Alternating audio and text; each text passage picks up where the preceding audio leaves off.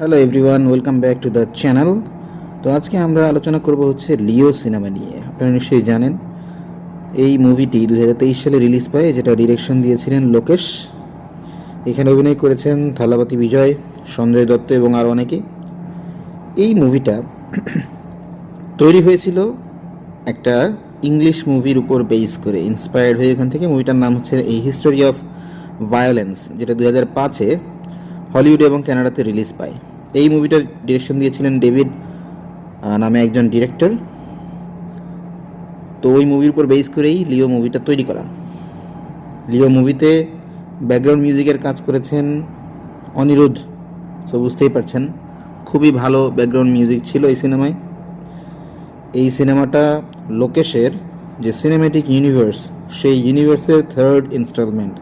এর আগে কাইঠি এবং বিক্রম নামে আরও দুটি সিনেমা তিনি রিলিজ দিয়েছিলেন 19 এবং 22 সালে।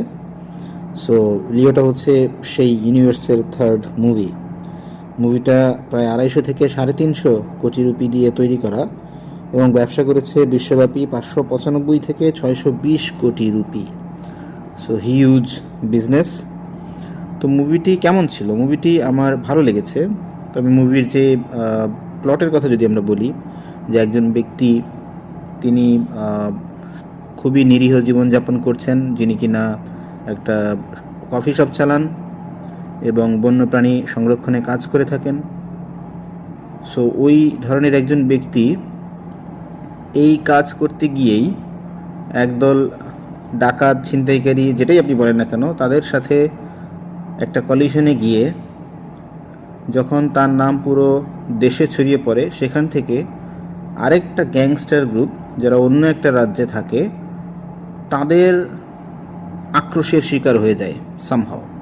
সো কেন, কিভাবে, সেই জিনিসটা জানতে হলে আপনাকে মুভিটা দেখতে হবে। তো এই যে মুভিটা, প্লটটা ভালো। এই ধরনের প্লটে যদিও আমি আগে অন্য সিনেমা দেখেছি, যেটা বললাম যে যে মুভির উপর বেস করে সিনেমাটা বানানো, সেই মুভি থেকে ইন্সপায়ার্ড হয়ে হয়তো আরও অনেকেই সিনেমা তৈরি করেছেন, যেটা অন্যান্য জায়গায় আমি দেখেছিলাম। কিন্তু স্টিল এই সিনেমাটার মেকিং ভালো, ভিজুয়ালাইজেশন ভালো, কালার গ্রেডিং ভালো, সিনেমাটোগ্রাফি ভালো, অভিনয় তারা ভালো করেছে এবং আপনার অ্যাজ এ দর্শক ভালো লাগবে। যদি আপনি টিকিট কেটে দেখেন, পয়সা উসুল সিনেমা। যদি সময় ব্যয় করে দেখেন, তাহলে আপনার সময়ে যে সময়টা আপনি দিচ্ছেন সেটাও উসুল হবে। এত ভালো মেকিং ছিল। যদি উইকনেসের কথা বলেন, তাহলে মুভিতে আমি বলবো যে সিনেমাটা একটু স্লো পেসড, স্পেশালি ফার্স্ট হাফে একটু লেন্দি করা হয়েছে বলে মনে হয়েছে। বাট স্টিল সিনেমাটা আপনার ভালো লাগবে। ওভারঅল আমি বলবো যে একটা এন্টারটেইনমেন্ট পরিপূর্ণ সিনেমা, দেখতে পারেন। আমার রিকমেন্ড থাকলো। আর আপনার কেমন লাগলো, যদি সিনেমাটি দেখে থাকেন, কেমন লেগেছে সেটা আমাদের কমেন্ট বক্সে জানাবেন। আমাদের চ্যানেলে নতুন হয়ে থাকলে ডোন্ট ফরগেট টু সাবস্ক্রাইব।